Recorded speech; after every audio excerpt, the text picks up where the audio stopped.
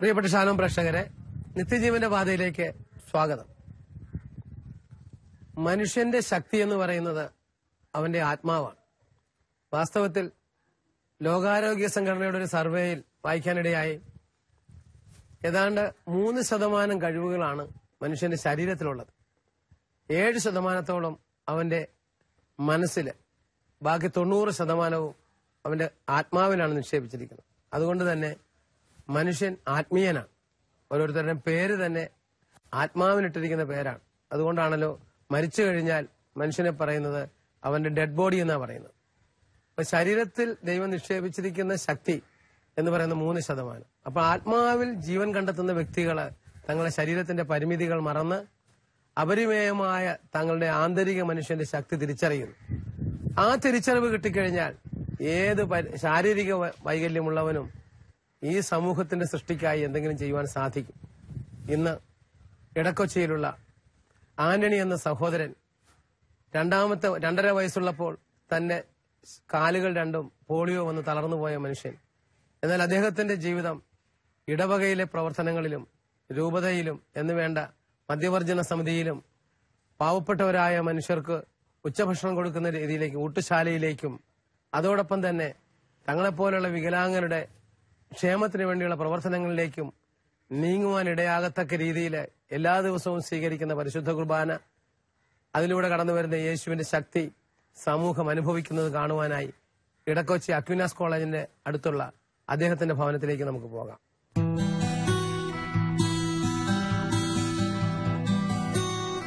തിരുവചനം അഗ്നിയായി ഹൃദയത്തിലേക്ക് ഏറ്റുവാങ്ങിയ ജീവിതങ്ങൾ. എപ്രകാരമാണ് നമ്മുടെ നാഥന്റെ വയലേലകളിൽ തീക്ഷ്ണതയോടെ വേല ചെയ്യുന്നത് എന്നാണ് ഈ പ്രോഗ്രാം വഴി നാം മനസ്സിലാക്കുന്നത്. ശരീരത്തിന്റെ വൈകല്യങ്ങൾ മറന്നുകൊണ്ട് സുവിശേഷത്തിനു വേണ്ടിയും ദൈവരാജ്യത്തിനു വേണ്ടിയും വില കൊടുത്ത് സഞ്ചരിക്കുന്ന ഒരു ജീവിതം. ഇത് എടക്കൊച്ചിയിലുള്ള മൈലോത്ത് ആന്റണി. തന്റെ ഈ മുച്ചക്ര സൈക്കിളിൽ സഞ്ചരിച്ച് ആത്മാക്കളെ നേടുന്ന വലിയ വേലക്കാരൻ. അഗതികൾക്കും അനാഥർക്കും ഭക്ഷണം നൽകുന്ന കൊച്ചി രൂപതയുടെ ശുശ്രൂഷയായ സെഹിയോൻ ഊട്ടുശാലയുടെ ഈ പ്രദേശത്തെ മുൻനിര പ്രവർത്തകൻ. മദ്യത്തിനും മയക്കുമരുന്നിനും അടിമപ്പെട്ട് ജീവിതം നശിപ്പിക്കുന്ന ഒട്ടേറെ വ്യക്തികളെ ക്രൂശിതന്റെ സ്നേഹത്തിലേക്ക് തിരിച്ചു നടത്താൻ വേഗത്തിൽ സഞ്ചരിക്കുന്ന ഈ വ്യക്തി വഴി അനേകർ ഇന്ന് ദൈവസ്നേഹത്തിന്റെ തണൽ അനുഭവിക്കുന്നു. നവീകരണ കൊടുങ്കാറ്റിൽ ഉയർത്തെഴുന്നേറ്റ ജീവിതങ്ങൾ നമ്മുടെ നാഥന്റെ കർമ്മവീഥിയിൽ പ്രേക്ഷിതരായി പ്രശോഭിക്കുന്ന ദൃശ്യങ്ങൾ നമുക്ക് കാണാം.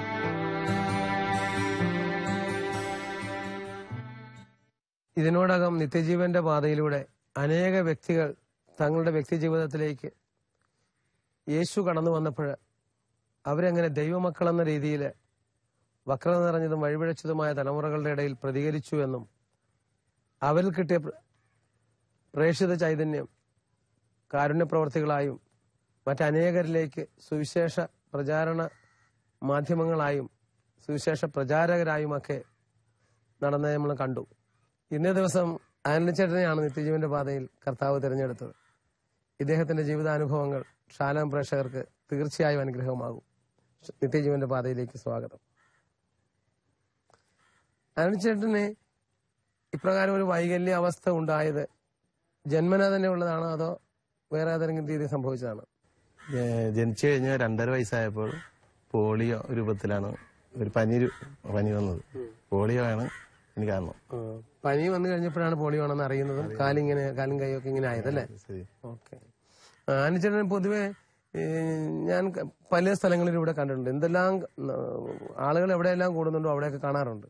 ഇദ്ദേഹത്തിന് ഇങ്ങനെയൊക്കെ പോകാനുള്ള പ്രേരണ എങ്ങനെയാണ് കിട്ടിയെന്ന് പറയാമോ? അത് എനിക്കതാ ഞാൻ 1979 80 കാലഘട്ടത്തിൽ മണവാളനച്ഛൻ പിന്നെ ഒരു പോലീസുകാരൻ ജോളി അവരുടെ നേതൃത്വത്തിൽ ഇടക്കൊച്ചി സെന്റ് മേരീസ് പള്ളിയിൽ ഒരു 5 ദിവസത്തെ ധ്യാനം വഴി അതിൽ ഞാൻ പങ്കെടുക്കുകയും ചെയ്തു. ആ ഒരു ശക്തിയാണ് ഇന്നുവരെ എന്നെ നയിച്ചിട്ടുള്ളത്. അതുകൊണ്ട് എല്ലാ ദിവസവും പള്ളിയിൽ പോകുവാനും മറ്റുള്ളവർക്ക് വേണ്ടി പ്രാർത്ഥിക്കുവാനും മധ്യസ്ഥ പ്രാർത്ഥനയ്ക്കുന്ന നമുക്ക് സമാധാനം ആവശ്യം. അപ്പൊ കുടുംബത്തിലായാലും സമൂഹത്തിലായും സമാധാനം വേണം. ആ സമാധാനത്തിന് വേണ്ടി മറ്റുള്ള ഒന്നും ചെയ്യാൻ പറ്റില്ലെങ്കിലും പ്രാർത്ഥിക്കുക എന്നതാണ് എന്റെ പ്രാർത്ഥനാ ഗ്രൂപ്പായിട്ടൊക്കെ ബന്ധമുണ്ട്. പ്രാർത്ഥന അന്ന് ആ ധ്യാനം കഴിഞ്ഞ് വർഷങ്ങളോളം പ്രാർത്ഥന കൂട്ടായ്മയിൽ പങ്കെടുക്കുമായിരുന്നു. ഇപ്പൊ ഇടവകയുടെ കാര്യങ്ങളിലൊക്കെ എങ്ങനെ ആക്റ്റീവായിട്ട് പോകുന്നു? ഡേറ്റ് വർക്കിൽ 14 വർഷമായി എന്നെ ഫാദർ ജോയി ചക്കാലകലച്ചൻ എന്നെ ലിറ്റർജി കമ്മിറ്റി കൺവീനറായിട്ട് തിരഞ്ഞെടുത്ത്.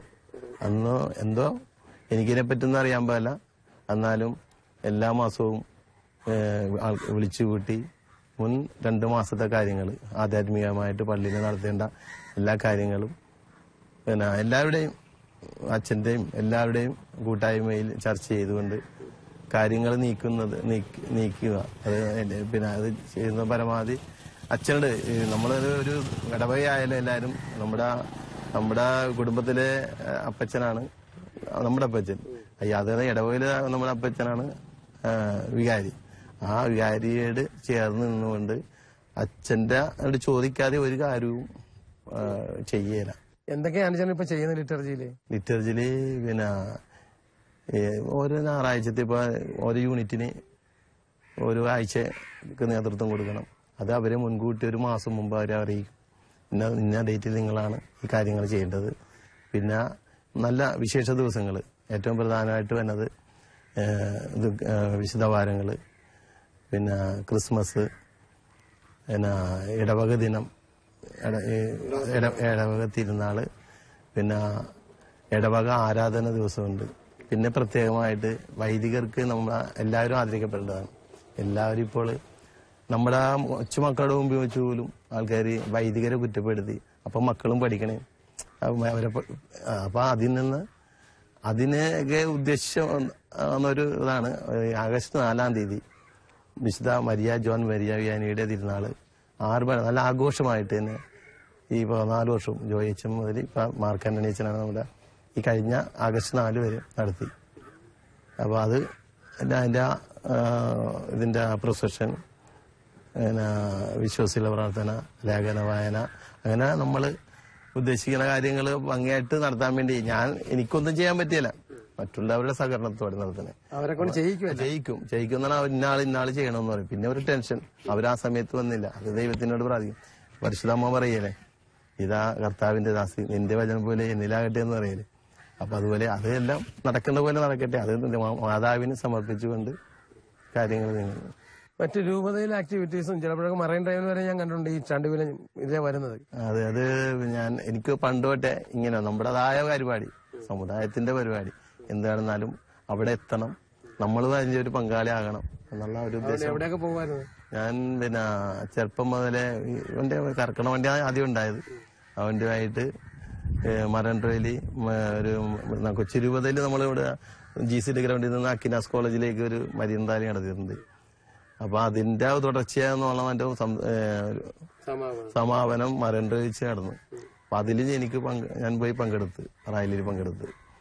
പിന്നെ ഇതിനുമ്പും എല്ലാം ബ്ലോക്കുകളായിട്ടുള്ള പിന്നെ നമ്മുടെ സെന്റ് സെബാസ്റ്റ്യൻ നിന്ന് പോർട്ട് കൊച്ചിയിലേക്ക് റാലി ഉണ്ടായിരുന്നു. അതിലൊക്കെ അന്ന് പണ്ട് തൊട്ടേ ഞാൻ അതിൽ പങ്കെടുക്കുമായിരുന്നു. പിന്നെ ബിഷപ്പുമാരെ വാഴിക്കണ ജോൺ തട്ടിങ്ങലിന് മറ്റുള്ള വാഴിക്കണ സമയത്ത് നമ്മുടെ സാന്നിധ്യം ഹോസ്പിറ്റൽ ഉദ്ഘാടനത്തിന് അത് അതിനും വന്നിരുന്നു. നമ്മുടെ സമുദായത്തിന്റെ ഒരു കാര്യത്തിന് നമ്മൾ ഉണ്ടാകും, നമ്മളൊരു ആളല്ലെങ്കിലും നമ്മൾ പങ്കാളിയാവുക എന്നുള്ളൊരു ഉദ്ദേശം മാത്രം. പിന്നെ ഇതിനിടയ്ക്ക് ഉപവിപ്രവർത്തികൾ എന്തൊക്കെ ചെയ്യുന്നുണ്ടല്ലോ? ഇടക്കൊച്ചി സഹീവൻ കുട്ടിശാല സെന്റ് മേരീസ് പള്ളിയുടെ കീഴിലാണ് അതിന്റെ പിന്നെ കൺവീനറായിട്ട് വർക്ക് ചെയ്യുന്നു. അത് അതിന്റെ കാലത്തെ, അതായത് നമ്മള് എണീക്കുമ്പോൾ തന്നെ എന്താണ് നമ്മളെ ദിനചര്യങ്ങൾ നടത്തുന്ന പോലെ തന്നെയാണ് അതിന്റെ ഭാഗമായ ഒരു 10 മണി വരെയുള്ള സമയം നമുക്ക് അതിന്റെ ഭാഗമാണ്. എന്തൊക്കെ ചെയ്യും അവിടെ കാലത്തെ ഒരു 15 പേർക്കോളം ഭക്ഷണം രാവിലെ ബ്രേക്ക്ഫാസ്റ്റ് കൊടുക്കും. അതിനുശേഷം അവിടത്തെ ആവശ്യമായ പച്ചക്കറി, മീന് ഉള്ളതൊക്കെ അത് എത്തിച്ചു കൊടുക്കുകയാണ്.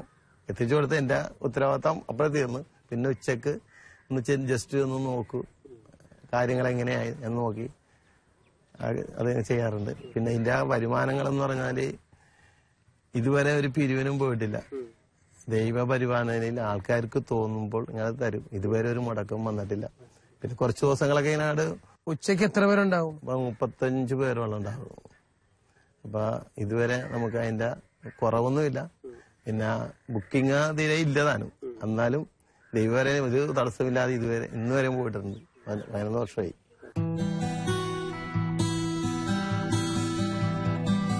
കാലിലെ വൈകല്യം ഒരിക്കലും ഇദ്ദേഹത്തിന്റെ സുവിശേഷ വേലയ്ക്ക് തടസ്സമാകുന്നില്ല. സർവ്വ ആരോഗ്യവുമുള്ള ഒരു വ്യക്തി ചെയ്യുന്നതിലും 10 മടങ്ങ് പ്രവർത്തനങ്ങൾ ഈ കൊച്ചു വീട്ടിലിരുന്ന് ഇദ്ദേഹം നിയന്ത്രിക്കുന്നു. പ്രദേശത്തെ വചനപ്രഘോഷണ പ്രവർത്തനങ്ങളിലെല്ലാം നിറഞ്ഞ സാന്നിധ്യമായി ഈ വാഹനം കടന്നു ചെല്ലുന്നു.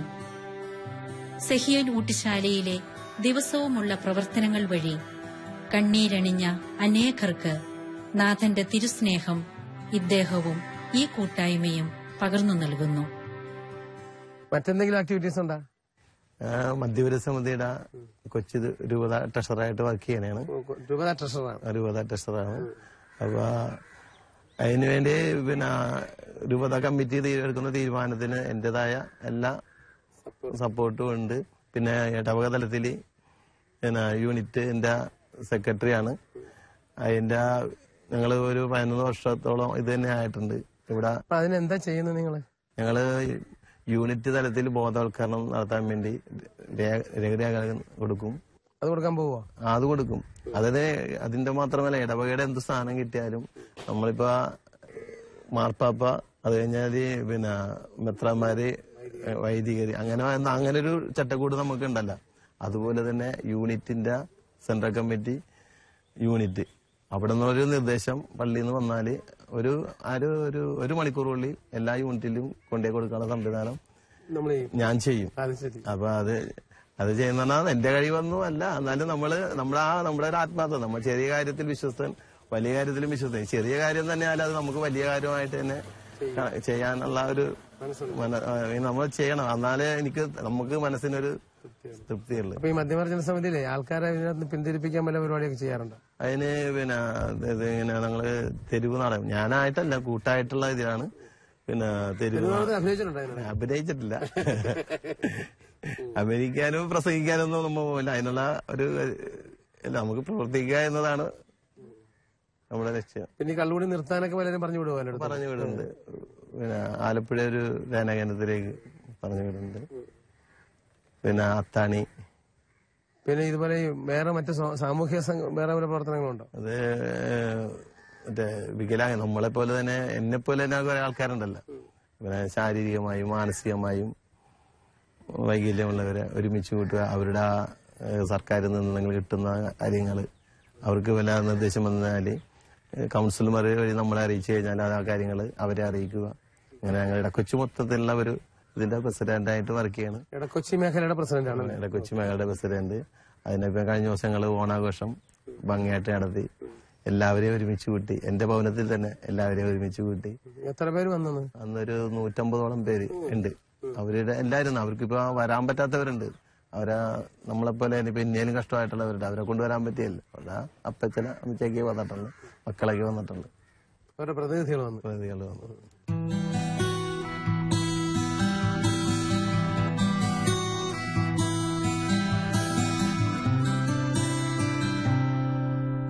കുടുംബ പ്രാർത്ഥനയുടെ വിശുദ്ധിയും സ്നേഹവും ഈ ശുശ്രൂഷകനും കുടുംബത്തിനും കരുത്തു നൽകുന്നു.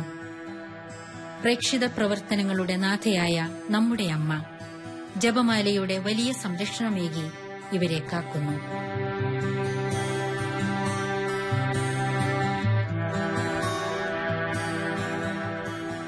സമീപത്തെ ശുശ്രൂഷകരായ ഒരു കൂട്ടം മനുഷ്യർ താങ്ങും തണലുമായി ഇദ്ദേഹത്തിന് കൂട്ടായ്മയുടെ സ്നേഹം പകർന്നു നൽകുന്നു. ഇടക്കൊച്ചി സെന്റ് മേരീസ് പള്ളിയിൽ വികാരിയായിരിക്കുമ്പോൾ ആന്റി ചേട്ടൻ എല്ലാ ദിവസവും പള്ളിയിൽ വരുമായിരുന്നു. അങ്ങനെയുള്ള വ്യക്തിയെ ഇടവകയുടെ എല്ലാ കാര്യങ്ങളിലും സജീവമായിട്ട് പ്രവർത്തിച്ചിരുന്നു. കുടുംബ യൂണിറ്റുകളിലും സജീവമായിട്ട് പ്രവർത്തിച്ചിരുന്നു. അങ്ങനെ അദ്ദേഹത്തെ ഇടവക പാസ്റ്റർ കൌൺസിലിലേക്ക് തിരഞ്ഞെടുക്കുകയുണ്ടായി. ഇടവക പാസ്റ്റർ കൌൺസിലിൽ ലിറ്റർജി കമ്മിറ്റിയുടെ കൺവീനറായിട്ട് അദ്ദേഹത്തെ ചുമതലപ്പെടുത്തി. എല്ലാ കാര്യങ്ങളും വളരെ ഭംഗിയായിട്ട് അദ്ദേഹം നിർവഹിക്കുമായിരുന്നു. 2 മാസം മുൻപ് തന്നെ അടുത്ത മാസത്തെ തിരുനാളുകളും പള്ളിയിൽ ക്രമീകരിക്കേണ്ട കാര്യങ്ങളും ഭംഗിയായി പഠിച്ച് അത് റിപ്പോർട്ടിൽ ചേർത്ത് ഫാമിലി യൂണിറ്റുകളിലേക്ക് നേരത്തെ തന്നെ അയച്ചു കൊടുക്കുകയും അങ്ങനെ പള്ളിയിലെ ആരാധനക്രമ കാര്യങ്ങൾ വളരെ മനോഹരമായി ഭംഗിയായി അദ്ദേഹം ചെയ്യുമായിരുന്നു. അതുപോലെ തന്നെ പള്ളി അലങ്കരിക്കുന്ന കാര്യങ്ങളിലും പള്ളി വൃത്തിയാക്കുന്ന കാര്യങ്ങളിലും അദ്ദേഹത്തിന്റെ നേതൃത്വം ഏറെ ശ്രദ്ധേയമായിരുന്നു. ഇടവകയിലെ എല്ലാ അംഗങ്ങൾക്കും അദ്ദേഹം വളരെ ശ്രദ്ധേയനായ,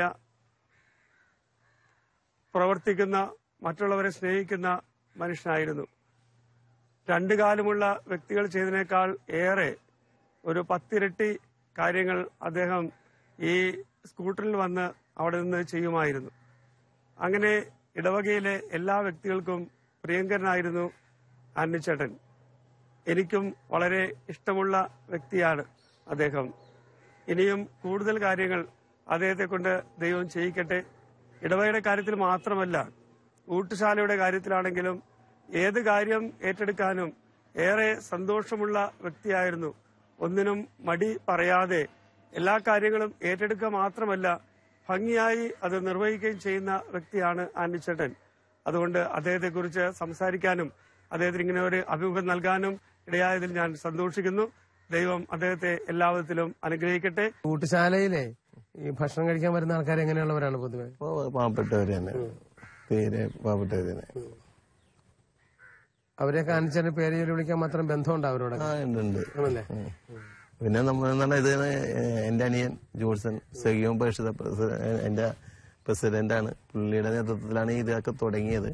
അപ്പൊ അത് നമുക്ക് പുള്ളിനെ അവനെ സപ്പോർട്ട് ചെയ്യുക എന്ന ഉദ്ദേശത്തോടെയാണ് ഇതിന്റെ കൺവീനറാണ് ഞാൻ ഏറ്റെടുത്തത്. അവരെ സഹായം, നമ്മൾ മറ്റുള്ള കാര്യങ്ങൾ ചെയ്യുമ്പോൾ അനിയൻ ചെയ്യുന്ന കാര്യത്തിന് ചെറിയൊരു സഹായം താങ്ങും, അത് മാത്രം.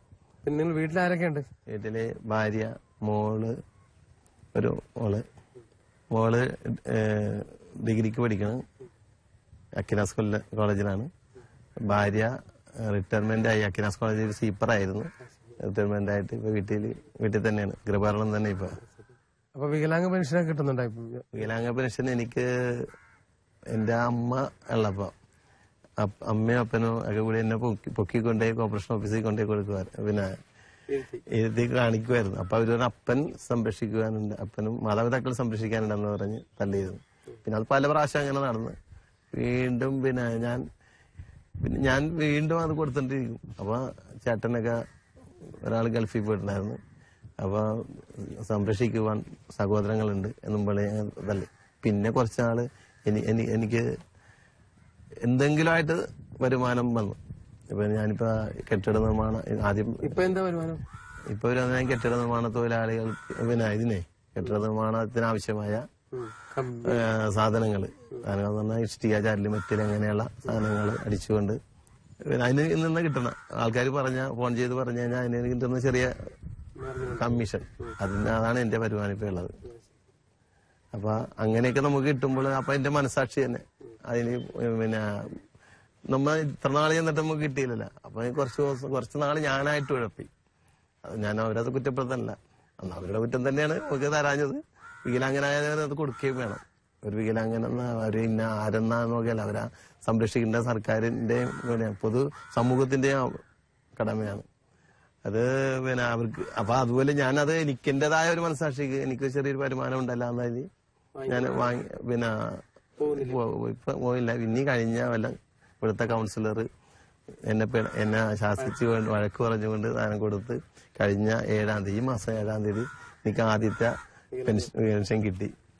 അപ്പൊ ഈ ആനുചന ഇതുപോലെ കിട്ടാത്ത പോലെ മറ്റനേകർക്ക് ഇത് കിട്ടിയില്ലെങ്കിൽ ഭയങ്കര ബുദ്ധിമുട്ടാണ്. അപ്പൊ ഒരു മേഖലയുടെ പ്രശ്നം തന്നെ എന്തൊക്കെ ചെയ്യും കൊടുക്കാനുള്ള കാരണം തന്നെ അതാണ്. എനിക്ക് കിട്ടാത്തപ്പോ ഞാൻ അവർക്ക് മേടിച്ചു കൊടുക്കണത്.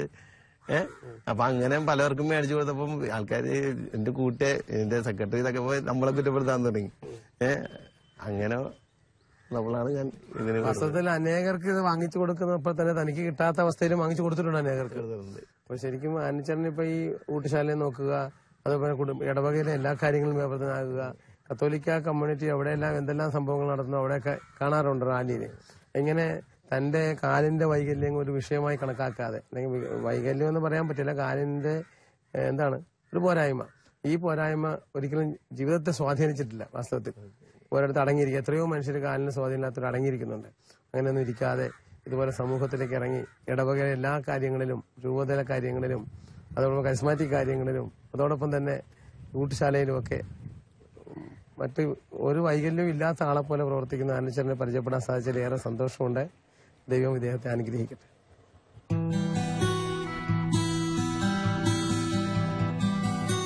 ബലിപീഠത്തിന്റെ സുഗന്ധം ആവോളം നുകർന്നുകൊണ്ട് തന്റെ കർമ്മവീഥിയിൽ ഇദ്ദേഹം വ്യാപരിക്കുന്നു.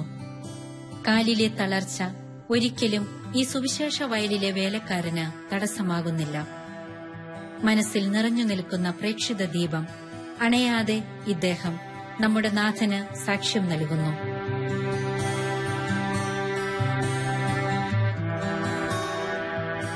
മദ്യത്തിനെതിരെയുള്ള ഇദ്ദേഹത്തിന്റെ പോരാട്ടങ്ങൾക്ക് അംഗീകാരമായി കൊച്ചി രൂപത ഇദ്ദേഹത്തെ ആദരിച്ചു. തിരുവചനത്തിന്റെ സാക്ഷികളായി ജീവിക്കുവാൻ ശരീരത്തിന്റെ തളർച്ചയോ വൈകല്യങ്ങളോ ഒരിക്കലും തടസ്സമാവില്ല എന്ന് ഇദ്ദേഹത്തിന്റെ ജീവിതം നമുക്ക് കാണിച്ചു തരുന്നു. നാം ആയിരിക്കുന്ന ഇത്തിരിയിടത്ത് നാഥന്റെ സുഗന്ധം പകരുന്ന ജീവിതങ്ങളായി നമുക്ക് മാറാം. സുവിശേഷത്തിന്റെ സാക്ഷികളെ തേടിയുള്ള ഈ യാത്ര തുടരും. നമ്മുടെ നാഥന്റെ സ്നേഹത്തെ പ്രതി ഒരു ചെറു തിരിയായെങ്കിലും എരിയുന്ന ജീവിതങ്ങളെ തേടി.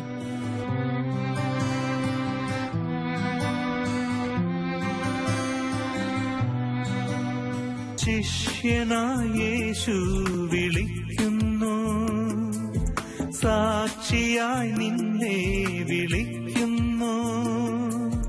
കലപ്പയിൽ കൈവച്ചു പിന്തിരിഞ്ഞിടാതെ യേശുവിൻ സാക്ഷിയായി നീ നീങ്ങണം.